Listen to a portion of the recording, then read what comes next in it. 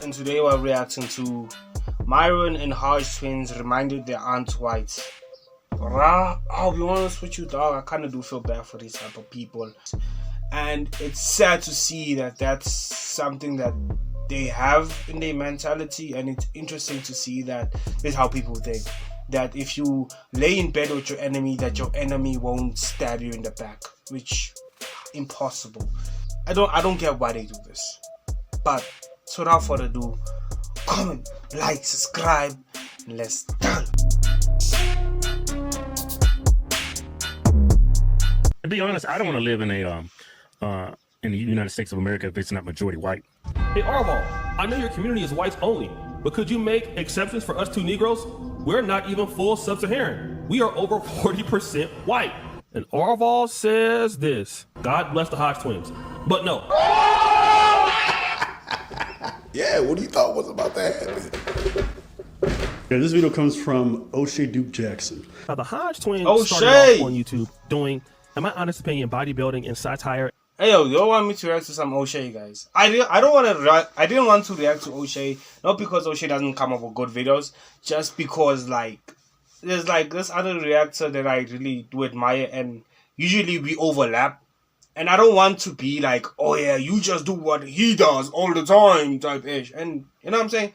But yeah, O'Shea is a cool guy to watch. You know what I'm saying? He got jokes too. So what do you think? Do you want to react to O'Shea? Want me to react to O'Shea? I should put this thing on the community thing, so you know what I'm saying? Just post it at, and if you want me to react to O'Shea, just let me know, guys. Let me know. Cause again, I can't really be picking all these videos, guys. I need to know what you want, guys. Like the analytics help, but they don't, you know what I'm saying? They don't get what I want. And he built a really big fan base. It sold out. And how did they sell out?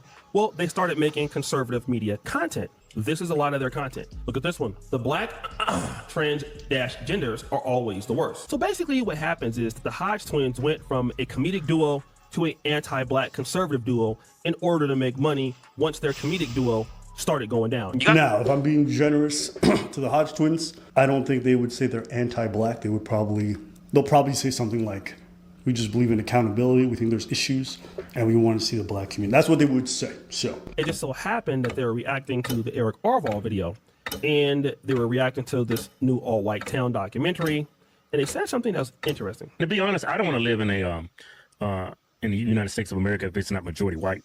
Once it becomes majority non-white, So I understand the fear of white people want to live in a country that's majority non-white. But they're not the only guys that talk like this. America is a nation, not just from an economic standpoint, but we also have an identity too, a cultural identity. And I'll tell you guys this too. As someone who's a first-generation American, my family's from Sudan, etc., I should not be saying this stuff, but I'm going to be honest. A lot of these guys that come from the third world, to include my old homeland, come here and scam. And the reality is, if we want America to stay America, we got to keep it majority white. We got to keep it the way it was founded. But there was a time where Myron, who was trying to defend white races, got into a battle with a guy, basically calling him a saying N-word. But you're sitting behind a man on account, can't even stand behind what the you're saying. You got the nerve to talk to me when I got my real name out there, my real face out there. I'm live every day talking about actually contributing to the fight, and you got the gall to sit there and call me a sandwich, you piece of shit. I hope you wake up and have the replay, and I hope I come on a space I can see your dumb and actually talk to you.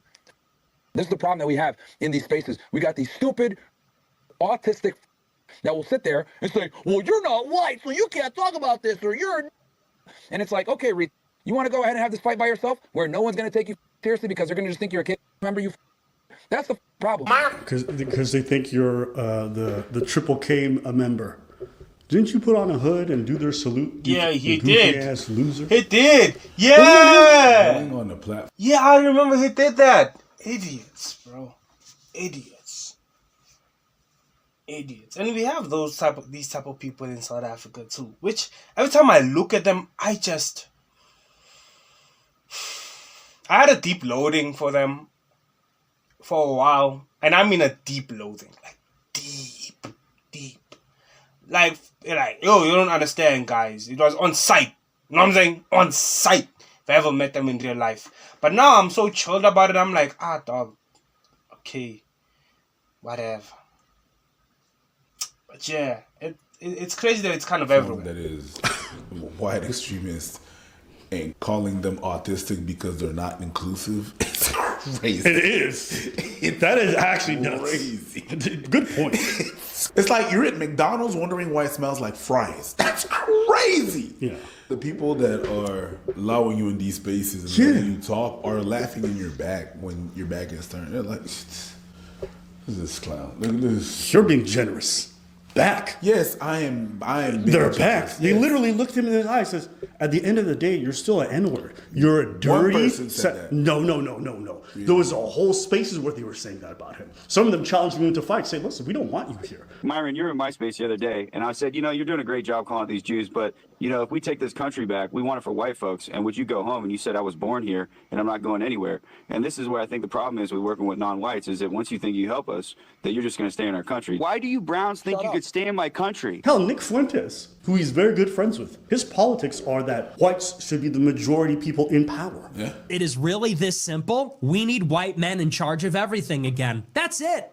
Hey, help us now, but pack your bags and go back to Sudan, you dirty. It's like the house ninja that thinks he's gonna get a position by staying in the house. It's like, no, they don't like you either. Yeah. And it's also funny. I'm one of the biggest advocates for white. That's what I should say from now on. I should stop saying the N-word and just say ninja. Cause guys, I don't like saying the N-word that much. I really don't. I won't say I would never say it. You know what I'm saying? But I don't like say it on the channel. You know what I'm saying? I like to keep my channel as PG as possible, which is impossible because even when I raise it, I'm like, not for kids. But seriously, I don't like, you know what I'm saying? I don't like having to cuss and swear all the time. I don't want that to be how I talk when I'm talking to y'all guys and gals. White people being able to practice and say white power, be able to maintain their relationship with white women, etc. I'm actually one of the biggest proponents of white people being able to say, hey, I want to keep my race white. I actually respect that, and I fight for their ability to say that. Then you get kids like this guy that come in and try to on one of their biggest advocates that has a platform that's of the other color saying this stupid. Idiots like you make me realize, damn, I shouldn't even be defending these. That's crazy. Okay. We just gotta appreciate this. Crazy. How like buck broken these guys are. Okay, but you understand, definitionally speaking, that means that they want to exterminate you or they want you out of their fucking country. I'm not gonna sit here and then do some kind of movement that's anti-Ethiopian and then be surprised when people with foreheads like mine get exterminated. You're easy to spot. You made it clear what it's about. Shit, my shit's kind of shiny today, too. It's always shiny. Hey, dog, I'm not Ethiopian, but this one, yeah, dog. Ew, this one, yeah. But that's because, like, what's this? My genetics is just full of balding. So I'm actually balding under this. I ain't gonna lie to y'all. So I don't want no clips acting like this is a new information to y'all. This is something that I'm telling y'all now. While I'm by 100 and something subscribers, this is the information I'm telling you now. I am balding and I don't want any edits. I don't want any edits of me. I don't. Don't play with me, guys. Don't play with me. No, I put coconut oil today. No, but usually you sweat a lot. Touche. But I mean, it was summer and now it's fall, so I mean. I still sweat. It don't matter what season it is. This is where the Hodge twins get their Negro wake-up call. So the Hodge twins go on to Twitter, and then they put this message. Hey, Arval, I know your community is whites only, but could you make exceptions for us two Negroes? We're not even full sub-Saharan. We are over 40% white. And Arval says this. God bless the Hodge twins. But no. Yeah, what do you thought was about to happen? You black too. What you thought? That it was... I don't even know how I gotta explain this to people. Yo. You black. Yo, I don't say this very often, but you're genuinely just, you're simping for white supremacy. Yes. The same way these motherfuckers are on their OnlyFans paying and losing all their bread to like touch her bathwater, they don't even want to let you into their hood. We respect what you say because we say the same thing, but you're part of the things that we say and we stay against, so no. That was so fucking pathetic. We're 40% white. Ugh. Also, actually, this is one question I want to ask. I want to ask, okay? For the white people watching, when you see guys like this, what does it feel like? Yeah. I wonder what it feels like for them. Yeah, what does it feel like? Hey yo, Owens, what does it feel like? And I'm talking to my white Owens. What does it feel like when you see people like these members here? Like what is the feeling you'll get out of this? Like, damn. Yo, you gotta tell me. You'll have to tell me, Raz. You'll have to tell me for real. When they see dudes who are this buck broken worshiping their whiteness. If I was white, I'd be like, probably putting on some sunscreen and be like, yeah, we are superior. It's like RPGs, you know, when you get your racial traits, Yeah. you guys need sunscreen. We need bulletproof vests. Hey, it's actually so impressive because even though you did this disgusting ass shit, right? Guess what? Most of the black communities will still take you in. Fucking pathetic. 40% white is black. Let's keep going. Like, You're black. Myron's black. If they're building an all-white community, they don't want you there. Myron knows it. Hogdetwins knows it. The Hogdetwins, they're getting paid from it. Myron's not even getting paid from it. But anything to be closer to White Zaddy. Closer to White Zaddy. If you don't want... White Zaddy. Crazy. I don't have a problem with black conservatism, but be principled and have a logical worldview that includes your existence in it. That's the bare minimum. That's like white people who spend all their day saying there should be no white people. I don't respect them either. That's fucking stupid. The worst part is like these motherfuckers are disgusting enough to birth kids into a world. I think we do have those. It's those people that like, who are the worst race? It's like white people who say who are the worst race, and then they say white people. And I'm like, bro, why would you say that about yourself, dog? Why would you do that about yourself? So I see that now. I see that.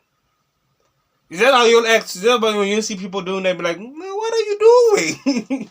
What are you doing? But you black. What are you doing? If they get their way, their kids are going to be the ones who suffer the most.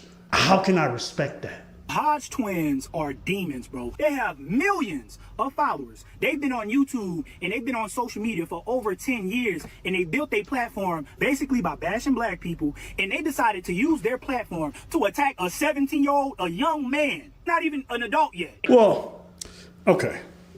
Oh my God, I can't believe these guys are making me do this. They're using their platform to attack a black kid. Yes, who's alleged to have murdered somebody in cold blood. yeah. You know, there's a bit of context missing there. I'm sorry, I'm not going to exactly feel bad for a 17-year-old who's rocking around the school with a knife. There's an angle for something, there's a legal case that has to unfold, fine. But making him this like super sympathetic, oh, he's just a 17. It's not just that. To be honest, I don't want to live in in the United States of America if it's not majority white. If you take a second and you step back, if these idiots who profess conservative values are really wanting a conservative country, they think it only happens if it remains majority white. First off, there's a huge segment of the white population that votes very liberally. 1. 2, immigrants, by and large, are more conservative than whites in terms of their values and their politics. Agree or disagree? Yeah, I tend to agree. The reason why a lot of immigrants who are conservative still vote liberal is not because they love everything they say. It's just because they want to be included.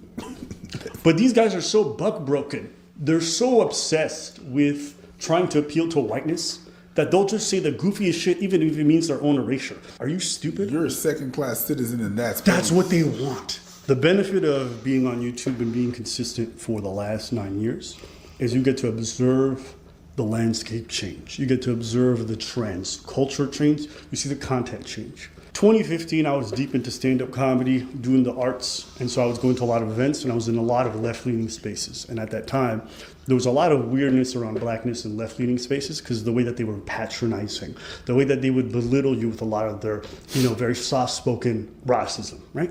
And when I spoke out about against this stuff, I got labeled a right-winger oftentimes. Never bothered me because I knew in my heart of hearts, I don't look at black women and say bad things. I don't look at my nieces and nephews and don't go out of my way to make sure that they celebrate their blackness. I know my values, so I'm okay. But I did recognize that over time, after I did a lot of this repeated content, the kind of people that would be drawn to it would be people who would often say horrible things about black people in general. And I started looking at it very, very differently because sometimes you cannot be part of a movement, but if you operate online in the same way that that movement does, then you might as well just be another agent for them. You're a contributor. And I get it too, because online, I'll be honest with you guys, if you're on YouTube, you want to get the quickest paycheck, be a minority, talk shit about the minority, you'll get a right-wing audience like this. If you're even half funny and charismatic, you'll shoot up to millions very quickly. And I've seen it with other creators where they... I've seen it too. So this person I wanted to react to, because every time Naoki talks, bro, it annoys the fuck out of me. And I wanted to just use my platform to basically be like, that's not right, you're lying, this is BS. What are you saying? You weirdo. Dumbass. Then I realized that, honestly speaking, bro, who am I really debating? You know what I'm saying? Who am I debating? I'm debating somebody that really wants that money and doesn't care about what he says or how does his words affect the people, you know what I'm saying, affect people in general and people with the same color of skin as him. So I was like, okay, dog, all I would be doing is just endorsing his BS, bro. You know what I'm saying? Yes, my views are low. Yes, my attendance is low. But eventually, one day when I do have a lot of views, and it wouldn't even matter. Even if it was low, he might just bring back the topic of certain reactors. You know what I'm saying? So it's like, yeah, bro. Like I want to. A part of me wants to react to this person, but I know that I'll just be feeding the beast. So. Are one way, then they start doing this kind of content. And what happens is that insidiously, very in the back of their minds, something starts creeping in where it's audience capture. You get this backlash from the audience, which is incredibly positive, which maybe the backlash doesn't work, but you get what I'm trying to say. And then you're constantly reaffirmed that you're correct and that you're based and that you're blah, blah, blah. And then you start redoing that content and it gets bigger and bigger. And by the time you know it, you're like captured by your audience. That's why a lot of these guys can't say anything bad about their side openly, because the kind of feedback they get is so negative that they're almost pressured to do that. I'm incredibly proud when I put out a video and you guys disagree with me and I don't take it down and I don't feel bad. Now, if I'm wrong, I'll do another follow-up video and I'll admit it. But I will never be mad by the fact that I'm not beholden to you, the audience, when it comes to my values. These people will sell their soul, they'll sell their kids' future, they'll sell anything because the feedback loop they get for being different is too strong. And the last thing I'll say is, a lot of these people who do this kind of content, you'll notice a very particular trend. You know, black people when I was growing up treated me badly. Black women rejected me. It's a lot of that stuff. And I personally, this is my own theory, a lot of these guys had negative experiences with black people growing up. And so they go into adulthood and they carry that on. And when it starts to come into their content, it seeps in. And then they get positive reinforcement and like, damn, this is the first time that I can openly say this shit about the people who hurt me when I was a kid and feel rewarded. But you only have that experience. Not even feel rewarded. Get paid for it. I get paid for this. I'm like, I'd have done this for free. You know what I'm saying? I've done this for free. So, yeah, that's what they would have done, bro. It's like, honestly speaking, bro, it makes me, like, there's certain people, bro, and this is probably the last time I'm ever going to talk about these type of people. There's certain people that I wouldn't even handshake. I wouldn't even handshake them. And for people who don't know, in South Africa, greeting is more important than anything. It's more important than how you talk, where you come from, everything. Greeting is literally the basis of whether I am going to assess you as a threat or not. If you don't greet somebody, then that means you want to fight that person. That's how I grew up. I don't know about y'all. That's how I grew up. I grew up where if you don't greet somebody, then they are liable to treat you as a threat. Or to treat you as somebody that could become a threat. Just because you didn't greet them. It's very frowned upon. So yeah, I wouldn't even greet that person. Because back in my mind, I know he's a threat. Why would I talk to the enemy? I'm not a politician, bro. If I don't like you, I don't like you. I'm not a politician. Because generally you're going to be around black people. So it's natural that they're to be the ones that are going to go after you or make fun of you. You know, I have friends who grew up around only white people. black friends, and they got made fun of. They heard racist comments from them. I had other friends who grew up only around Asians, and they got it from those folks as well. People often look towards the race of the person hurting them, not recognizing, like, bro, if you're in a community, that's why black on black or white on white crime or Asian on Asian is always the highest percentage.